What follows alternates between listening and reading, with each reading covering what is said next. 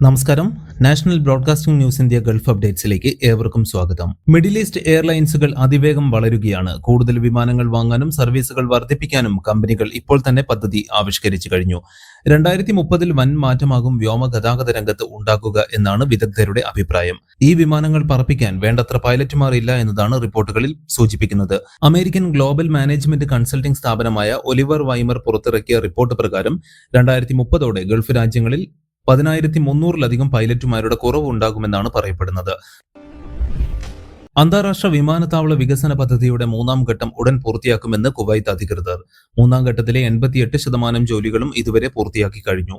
റൺവേകൾ പുനർനിർമ്മിക്കാൻ വേണ്ട തയ്യാറെടുപ്പുകൾ പുരോഗമിക്കുകയാണെന്നും directorate general of civil aviation വ്യക്തമാക്കി. പുതിയ പാസഞ്ചർ ടെർമിനൽ പ്രവർത്തനം ആരംഭിക്കും മുൻപ് വ്യോമഗതാഗത സംവിധാനങ്ങൾ മെച്ചപ്പെടുത്തുകയാണ് നിലവിലെ പദ്ധതിയുടെ ലക്ഷ്യം.